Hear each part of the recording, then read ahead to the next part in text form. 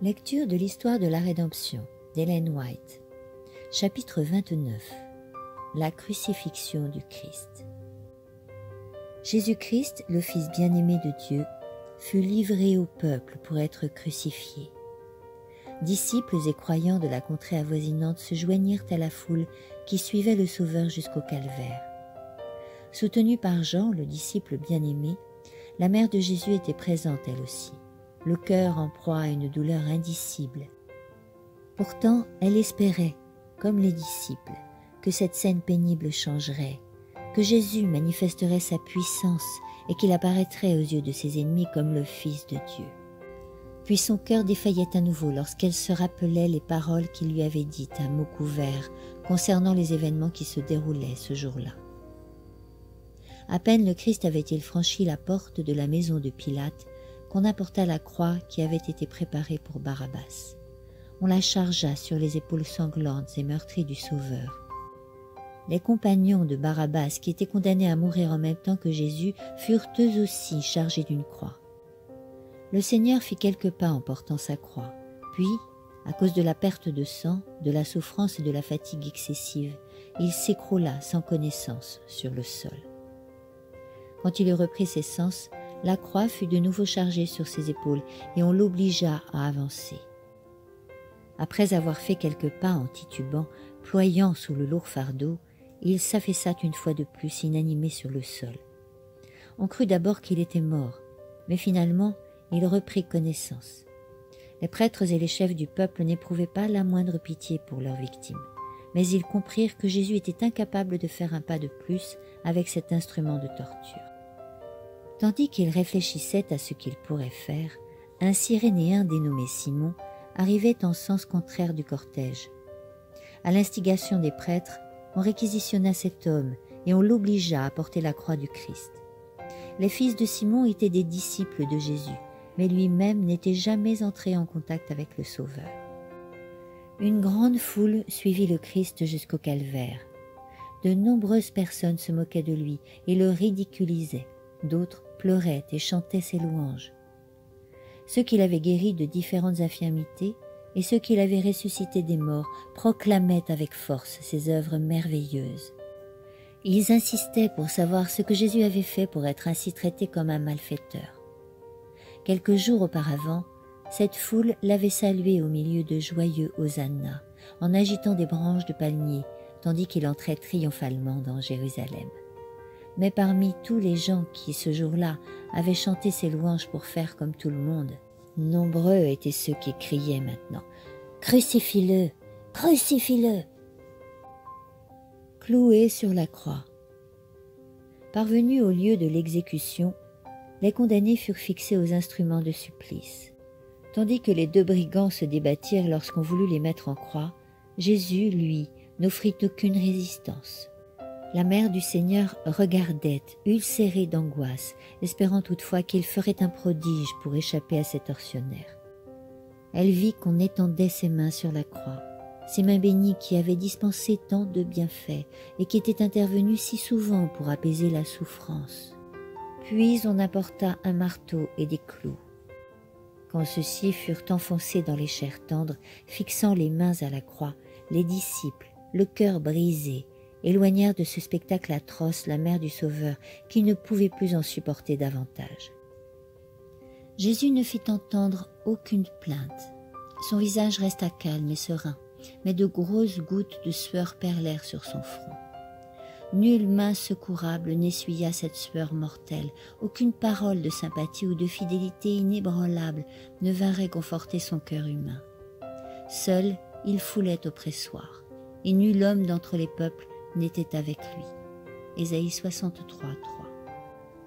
Tandis que les soldats accomplissaient leur épouvantable besogne et qu'ils souffraient la plus cruelle agonie, le Sauveur priait pour ses ennemis. « Père, pardonne-leur, car ils ne savent ce qu'ils font. » Luc 23, 34. Cette prière du Christ pour ses ennemis englobait le monde entier, c'est-à-dire tous les pécheurs qui vivraient jusqu'à la fin des temps. Une fois que Jésus fut cloué à la croix, Des hommes robustes se saisirent de celle-ci, la dressèrent et la plantèrent brutalement à l'endroit prévu, ce qui causa au Fils de Dieu une douleur extrêmement intense. Après quoi se déroula une scène affreuse. Oubliant la dignité sacrée dont ils étaient investis, les prêtres, les chefs de la nation et les scribes se joignirent à la populace et se mirent à railler et à insulter le Fils de Dieu agonisant. « Si tu es le roi des Juifs, sauve-toi toi-même » Luc 23, 37. Certains, goguenards, se disaient les uns aux autres « Il a sauvé d'autres gens, mais il ne peut pas se sauver lui-même » Marc 15, 31. Les hauts fonctionnaires du temple, les soldats endurcis, le brigand non repentant sur la croix, ainsi que les gens vulgaires et malveillants parmi la foule, tous unirent leurs voix pour insulter le Christ. Les 2 brigands qui furent crucifiés avec Jésus subirent les mêmes tortures physiques que lui. Mais au milieu de ces souffrances, l'un d'eux devint toujours plus agressif et plus insolent, au point de se joindre aux moqueries des prêtres et de lui dire « N'es-tu pas le Messie ? Sauve-toi toi-même et sauve-nous » Luc 23, 39. L'autre brigand n'était pas un criminel endurci. Quand il entendit les paroles blessantes de son complice, il le reprit en disant « Ne crains-tu pas Dieu, toi qui subis la même punition ? Pour nous, cette punition est juste, car nous recevons ce que nous avons mérité pour nos actes. Mais lui n'a rien fait de mal. » Versets 40-41. Puis le cœur de cet homme fut ému de compassion pour Jésus, et la lumière céleste inonda son esprit. En ce Jésus meurtri, ridiculisé et suspendu à la croix, il vit son Rédempteur, son unique espoir, et il lui demanda avec une humble foi « Jésus, souviens-toi de moi quand tu viendras dans ton règne. » Le Sauveur lui répondit « Je te le dis aujourd'hui en vérité, tu seras avec moi dans le paradis. » Luc 23, 43. Les anges considéraient avec étonnement l'amour infini de Jésus qui, endurant les souffrances les plus intenses dans son esprit et dans son corps, ne pensait qu'aux autres et exhortait à la fois l'âme repentante. Tandis qu'il sacrifiait sa vie, il manifestait pour l'homme un amour plus fort que la mort. Parmi ceux qui furent témoins des scènes du calvaire, nombreux furent ceux qui, grâce à elles, furent par la suite affermis dans la foi en Christ. Les ennemis de Jésus attendaient maintenant sa mort avec un espoir mêlé d'impatience. Ils croyaient que cet événement ferait taire définitivement les rumeurs concernant sa puissance divine et ses merveilleux miracles. Ils se réjouissaient à la pensée qu'ils n'auraient plus à redouter son influence sur le peuple. Les soldats sans pitié qui avaient cloué le corps du Sauveur sur la croix se partagèrent ses vêtements et se disputèrent pour savoir lequel d'entre eux aurait pour lui la tunique tissée d'une seule pièce. Finalement, ils décidèrent de la tirer au sort. Cette scène avait été décrite dans le texte sacré plusieurs siècles avant qu'elle ne se déroule. Des chiens m'environnent, une bande de scélérats rôde autour de moi. Ils ont percé mes mains et mes pieds. Ils se partagent mes vêtements, ils tirent au sort ma tunique. Psaume 22, 17 à 19. Une leçon d'amour filial. Tandis que les regards de Jésus parcouraient la foule qui s'était massée pour être témoin de sa mort, il vit au pied de la croix Jean qui soutenait Marie, sa propre mère. Incapable de rester plus longtemps éloignée de son cher fils, elle était revenue sur les lieux de l'horrible scène. Le dernier enseignement du Sauveur fut une leçon d'amour filial.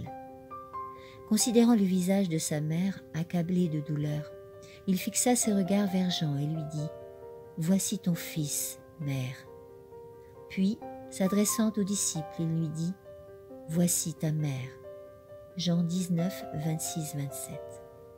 Jean comprit très bien ces paroles du Seigneur et le dépôt sacré qui lui était ainsi confié. Immédiatement, il éloigna la mère de Jésus du spectacle insoutenable du calvaire. Depuis lors, le disciple prit soin d'elle comme l'aurait fait un fils plein d'égards pour sa propre mère et lui offrit l'hospitalité sous son toit. L'exemple parfait de l'amour filial du Christ brille d'un éclat toujours aussi vif à travers les siècles. Bien que soumis à la souffrance la plus atroce, loin d'oublier sa mère, il prit toutes les dispositions nécessaires pour assurer son avenir. La mission du Sauveur sur la terre était sur le point de s'achever. La langue sèche, il cria « J'ai soif ». Ils trempèrent une éponge dans du vinaigre mêlé de fiel qu'ils lui offrirent à boire. Mais quand il y eut goûté, il la refusa. Ainsi, le Maître de la vie et de la gloire allait mourir comme rançon de l'humanité. Le sentiment du péché qui faisait reposer la colère du Père sur lui en tant que substitut de l'homme, voilà ce qui rendit sa coupe si amère, ce qui brisa le cœur du Fils de Dieu. Le Christ s'est substitué à nous. Il a porté l'iniquité de tous. Il a été mis au nombre des transgresseurs afin de pouvoir nous racheter de la condamnation de la loi. La culpabilité de tous les descendants d'Adam pesait sur son cœur. L'effroyable manifestation de la colère que Dieu éprouve envers le péché remplissait de consternation l'âme de Jésus. En cette heure d'angoisse suprême, l'éloignement de la présence divine remplit le cœur du Sauveur d'une détresse que l'homme ne comprendra jamais totalement. Chaque souffrance endurée par le Fils de Dieu sur la croix, les gouttes de sang qui ont coulé de sa tête, de ses mains et de ses pieds, les hoquets de l'agonie qui ont secoué son corps et l'effroi indicible qui a rempli son être lorsque le Père lui a caché sa face. Tout cela parle à l'homme. C'est par amour pour toi que le Fils de Dieu a consenti à prendre sur lui ce fardeau de culpabilité. C'est pour toi qu'il a dépouillé la mort, qu'il a ouvert les portes du paradis et de la vie éternelle. Lui qui a calmé par sa parole les flots irrités, qui a marché sur les vagues écumantes, qui a fait trembler les démons, qui de sa main a guéri les maladies, ressuscité les morts, ouvert les yeux des aveugles, s'est offert volontairement sur la croix comme l'ultime sacrifice pour les humains. Il a porté le péché, il a subi le châtiment de la justice divine et s'est fait lui-même péché pour l'homme.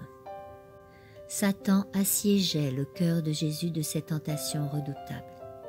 Le péché si odieux à ses yeux le submergea au point qu'il gémit de tout son poids.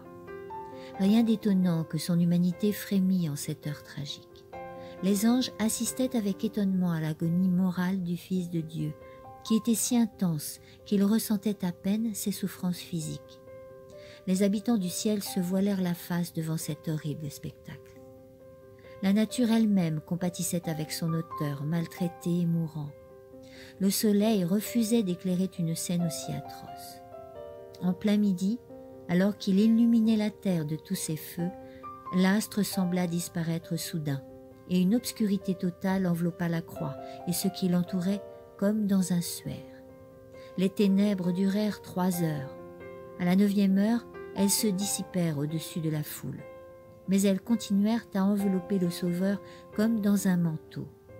Des éclairs menaçants paraissaient viser celui qui était suspendu à la croix.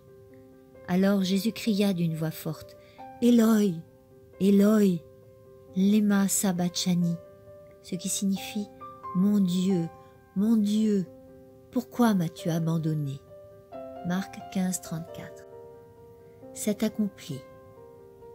La foule, muette, regardait pour voir comment allait se terminer cet impressionnant spectacle. À nouveau le soleil brilla, mais la croix resta plongée dans les ténèbres. Puis, brusquement, l'obscurité qui enveloppait la croix se dissipa, et d'une voix claire qui retentit comme une trompette, Jésus s'écria « C'est accompli. Père, je remets mon esprit entre tes mains. » Une lumière inonda la croix et le visage du Sauveur resplendit comme le soleil. Sa tête retomba sur sa poitrine et il expira. Au moment où Jésus mourut, des prêtres officiaient dans le temple devant le voile qui séparait le lieu saint du lieu très saint. Soudain, ils sentirent la terre trembler sous leurs pieds et le voile du temple, fait d'un tissu épais et solide que l'on changeait chaque année, se déchira du haut en bas par la même main qui avait tracé les mots de condamnation sur les murs du palais de Belshazzar. Le Christ ne fit pas le sacrifice de sa vie avant d'avoir accompli l'œuvre pour laquelle il était venu ici-bas. En rendant son dernier soupir, il déclara « C'est accompli ». Les anges se réjouirent en entendant ces paroles, car le vaste plan de la rédemption avait été parfaitement mené à bien. Il y avait de la joie dans le ciel, parce que les fils d'Adam pouvaient désormais, grâce à une vie d'obéissance, être finalement introduits en la présence de Dieu. Satan, vaincu, savait qu'il avait perdu son royaume. La sépulture. Jean ne savait pas quelle disposition il devait prendre pour le corps de son maître bien-aimé. Il craignait que, livré aux mains des soldats rustres et indifférents, il ne reçoive une sépulture indigne. Le disciple savait qu'il ne pouvait obtenir aucune faveur des autorités juives, et il ne comptait guère sur Pilate. Mais en la circonstance, Joseph d'Arimathée et Nicodème jouèrent un rôle important. Ils étaient membres du Sanhédrin et connaissaient bien Pilate. L'un comme l'autre étaient des hommes riches et influents. Ils entendaient que le corps de Jésus bénéficie d'une sépulture honorable. Joseph d'Arimathée se rendit auprès de Pilate et lui demanda d'emblée le corps de Jésus pour assurer sa sépulture.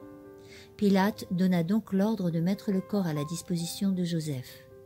Tandis que Jean le disciple s'inquiétait de savoir ce qu'il allait advenir des précieux restes de son maître bien-aimé, Joseph d'Arimathée, ayant accompli sa démarche, détenait l'autorisation voulue du gouverneur. De son côté, Nicodème, s'attendant à un résultat favorable après l'entrevue de Joseph avec Pilate, apporta un coûteux mélange de myrrhe et d'aloès, pesant environ 30 kilos. Lors de leurs obsèques, les plus hauts dignitaires de Jérusalem n'auraient pu bénéficier de plus grands honneurs. De leurs propres mains, ils détachèrent avec délicatesse et respect le corps du Sauveur de l'instrument de torture où il avait été fixé. En considérant ce corps meurtri et déchiré, ces hommes fondirent en larmes. Ils le lavèrent soigneusement pour faire disparaître les taches de sang. Joseph possédait un tombeau tout neuf, creusé dans le roc, qu'il réservait pour sa propre sépulture. Ce tombeau, situé à proximité du calvaire, il le réservait maintenant pour Jésus. Le corps fut soigneusement enveloppé d'un drap de lin et entouré des aromates apportés par Nicodème. Puis les 3 disciples transportèrent leur précieux fardeau jusqu'au sépulcre neuf, où personne n'avait été déposé jusqu'ici. Là, ils redressèrent les membres lésés et joignirent les mains percées du Seigneur sur sa poitrine inerte. Les femmes galiléennes s'approchèrent pour s'assurer que tout ce qui pouvait être fait pour la dépouille de leur maître bien-aimé l'avait été. Elles virent que la lourde pierre avait été roulée pour fermer l'entrée du sépulcre et que le Fils de Dieu y reposait en paix. Restées les dernières au pied de la croix, ces femmes furent aussi les dernières à quitter le tombeau du Christ. Bien que les chefs de la nation juive aient réussi à mener à bien leur projet diabolique en mettant à mort le Fils de Dieu, cette mort ne les empêchait pas d'avoir peur de lui, et ils restaient sur le qui-vive. La satisfaction d'avoir pu ainsi se venger était troublée par la crainte permanente que son cadavre, qui reposait maintenant dans le tombeau de Joseph, ne ressuscite. Aussi, les chefs des prêtres et des pharisiens allèrent ensemble chez Pilate et dirent « Excellence, nous nous souvenons que ce menteur, quand il était encore vivant, a dit « Après 3 jours, je reviendrai à la vie. Veuillez donc ordonner que le tombeau soit gardé jusqu'au 3e jour, afin que ses disciples ne viennent pas voler le corps et ne puissent pas dire ensuite au peuple « Il est revenu de la mort à la vie ». Matthieu 27, 62-64. Pilate, craignant, tout comme les Juifs, que le Christ ne ressuscite avec puissance d'entre les morts et qu'il ne punisse ceux qui l'avaient condamné, mit à la disposition des prêtres une escouade de soldats romains, en leur disant « Voici des soldats pour monter la garde. Allez et faites surveiller le tombeau le mieux que vous pourrez. » Ils allèrent donc organiser la surveillance du tombeau. Ils scellèrent la pierre qui le fermait et placèrent les soldats pour le garder. Matthieu 27, 65-66. Les Juifs tirèrent donc profit de la garde qui leur était offerte pour surveiller le tombeau de Jésus.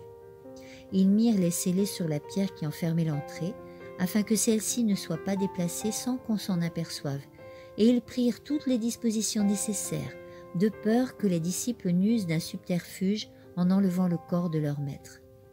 Mais tous leurs plans et toutes ces précautions ne servirent qu'à faire mieux ressortir la victoire de la résurrection et à en établir plus solidement la certitude.